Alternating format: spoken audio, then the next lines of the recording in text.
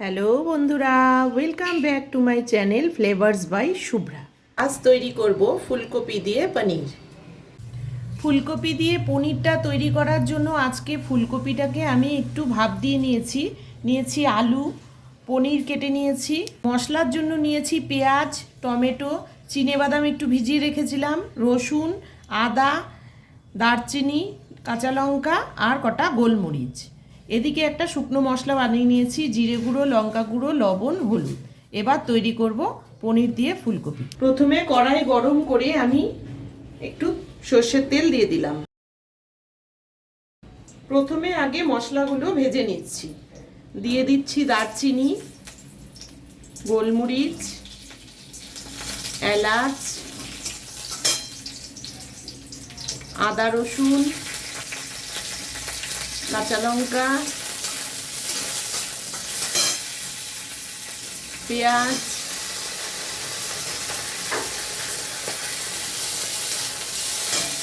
Tomato আর চিনেবাদাম।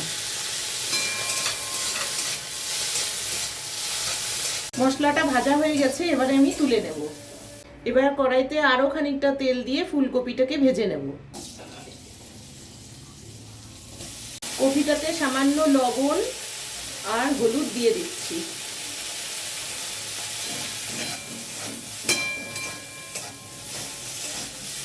ফুলকপিগুলো ভাজা হয়ে গেছে, এখন আমি তুলে নিচ্ছি। কড়াইতে আবারও একটু তেল দিয়ে আমি পনিরগুলোকে লবণ হলুদ একটু মাখিয়ে নিয়ে ভেজে নেব।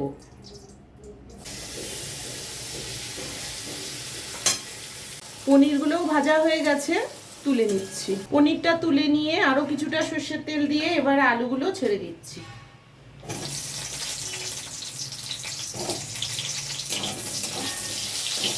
এবার বাটিতে যে গুঁড়ো মশলাটা রেডি করেছিলাম সেটা দিয়ে দিচ্ছি।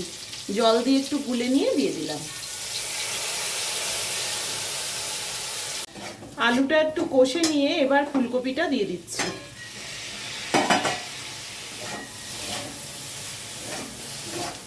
এখন যে ভাজা মশলাটা রেডি করে রেখেছিলাম ওটা ভেজে আমি পেস্ট করে নিয়েছি, সেটা দিয়ে দিচ্ছি।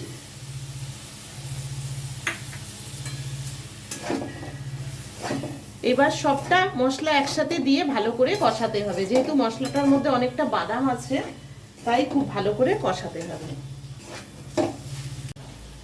মশলাটা ভালো মতো কষানো হয়ে গেছে, এখন অল্প করে জল দিয়ে দেব। খুব একটা বেশি জল দেব না, রান্নাটা একটু গ্রেভি মতো হবে, তাই অল্প করেই জল দিচ্ছি।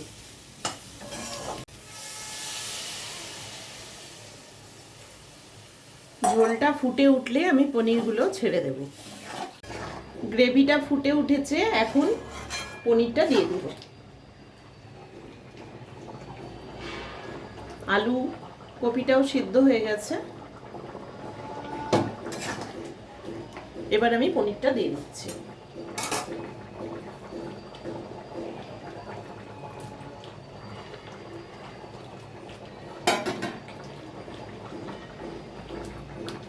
তোমাদের যদি ফুলকপি দিয়ে পনিরের এই রেসিপিটা ভালো লেগে থাকে তাহলে ভিডিওটিকে লাইক করো, চ্যানেলটিকে সাবস্ক্রাইব করো, আর যারা ফেসবুক পেজ থেকে দেখছো তারা পেজটিকে ফলো করে দিও। রান্নাটা রেডি হয়ে গেছে, এখন আমি তুলে নেব।